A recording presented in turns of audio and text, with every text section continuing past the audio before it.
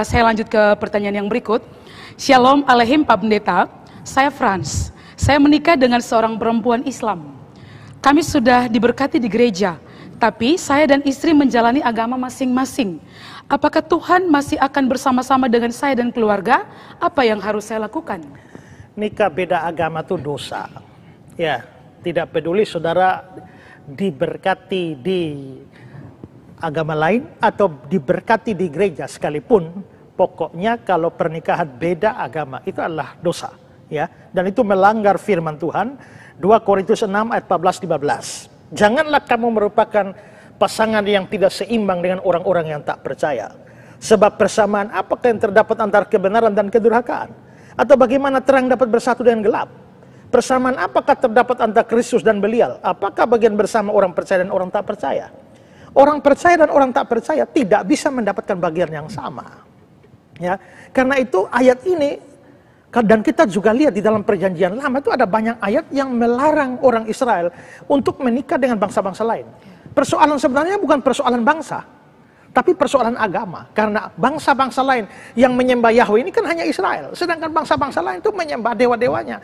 Tuhan melarang mereka kawin dengan bangsa lain. Bukan karena mereka bangsa lain, tapi karena mereka adalah bangsa lain dengan agamanya, penyembahannya, dewa-dewinya sendiri-sendiri. Karena itu dilarang. Makanya Salomo itu berdosa besar sekali ketika dia sudah mengambil istri banyak, tapi istrinya sudah banyak lagi, asing lagi. Ya, akhirnya Salomo terlibat dalam penyembahan berhala. Jadi kita bisa lihat bahwa jangankan saudara pindah agama, saudara nikah masing-masing saja tidak bisa, karena terang tidak bisa bersatu dengan gelap. Kalau saudara betul-betul orang percaya, saudara disebut sebagai anak terang. Tapi orang tidak percaya, itu bukan anak terang. Bahkan Pendeta Budi Asali mengatakan bahwa orang yang nikah beda agama itu orang yang kurang ajar sekali. Kenapa?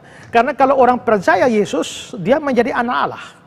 Siapa yang menerimanya diberi kuasa menjadi anak Allah. Yohanes 1 ayat 12. Kalau orang percaya itu anak Allah, lalu yang orang tidak percaya Yesus anak siapa? Secara rohani itu hanya dua saja. Kalau bukan anak Allah, anak iblis. Jadi kalau kita menikah dengan orang percaya, menikah dengan orang tidak percaya, maka anak Allah menikah dengan anak iblis. Nah ini bapaknya Allah, ini bapaknya iblis. Waktu menikah itu membuat iblis dan Tuhan atau Allah Bapa itu adalah besan itu. Ya, makanya menurut Pendeta Budi Asal itu orang paling kurang ajar itu. Ya, jadi itu adalah dosa. Tapi bagaimana dengan saudara sudah terlanjur? Sudah terlanjur, terus bagaimana? Ya, tentu saja Anda tidak bisa mengharapkan ada berkat dalam rumah tangga Anda pada saat Anda melakukan sesuatu yang menyimpang dari firman.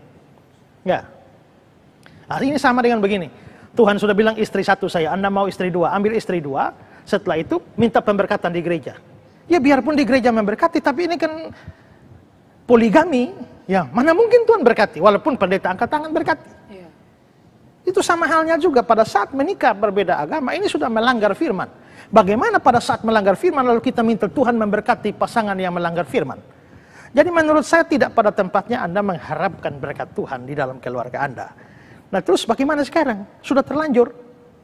Ya. Nah saran saya begini, bahwa memang itu dosa.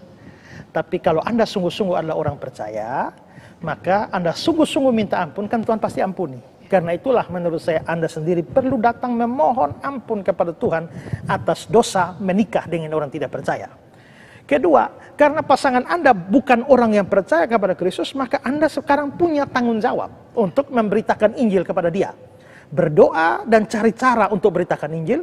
Kalau Anda tidak bisa beritakan Injil, Anda bisa meminta tolong dari pendeta atau hamba-hamba Tuhan yang bisa menyampaikan Injil kepada istri atau pasangan saudara. Ketiga, saudara harus hidup sedemikian rupa untuk menunjukkan teladan kepada pasangan saudara yang tidak percaya itu. Supaya dengan melihat hidupmu, mungkin dia tertarik dengan siapa yang engkau percayai. Ya. Berikut, ini bukan alasan untuk cerai. Jadi tetap tidak bisa cerai. Ya. Dan yang terakhir, Anda harus terima resiko dari setiap perbedaan agama itu sebagai ya resiko yang harus Anda terima. Dengan kesulitan-kesulitannya sendiri ya, karena saudara beda agama ya, Natal ya Natal sendiri, Paskah ya Paskah sendiri. Kalau tidak bisa berdoa bersama-sama, ya karena saudara tidak mungkin ajak anak-anak terus kita sebelum kita tidur mari kita berdoa menurut agama dan kepercayaan masing-masing, ya kan? Maka persekutuan Kristen itu tak mungkin terjadi di tengah-tengah keluarga Anda, ya. Karena itulah maka hal-hal seperti itu diterimalah sebagai satu resiko dari sebuah kesalahan atau pelanggaran yang dibuat. Tapi saran saya, datang kepada Tuhan memohon pengampunan supaya dengan pengampunan yang Tuhan berikan, berkat Tuhan bisa turun atas keluarga atau rumah tangga Anda. Ya. Yayasan Karya Bakti Esra Soru atau disingkat KABES hadir sebagai wadah untuk memberitakan Injil dan melayani secara holistik. Yayasan ini didirikan oleh Pendeta Esra Alfred Soru di Kota Kupang, Nusa Tenggara Timur dan bergerak di bidang sosial dan keagamaan. Yayasan ini memiliki visi menjadi lembaga yang mempunyai andil dalam membentuk kekristenan yang gigih dalam memberitakan Injil serta setia kepada ajaran yang alkitabiah dan melayani secara holistik.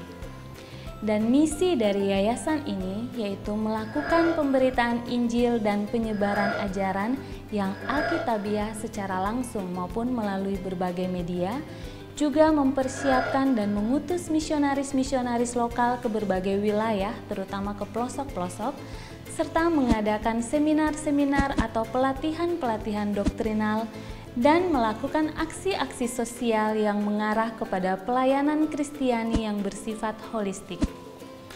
Berikut serangkaian kegiatan yang telah dilaksanakan oleh Yayasan Karya Bakti Esra Soru. Bagi saudara dimanapun berada yang rindu untuk mendukung pelayanan kami, khususnya melalui dukungan dana, maka saudara dapat menyalurkannya ke nomor rekening yang tersedia. Untuk informasi selengkapnya dapat menghubungi Sekretariat Yayasan Karya Bakti Esra Soru melalui nomor berikut ini.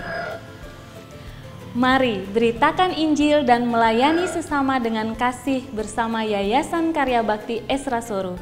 Tuhan Yesus memberkati.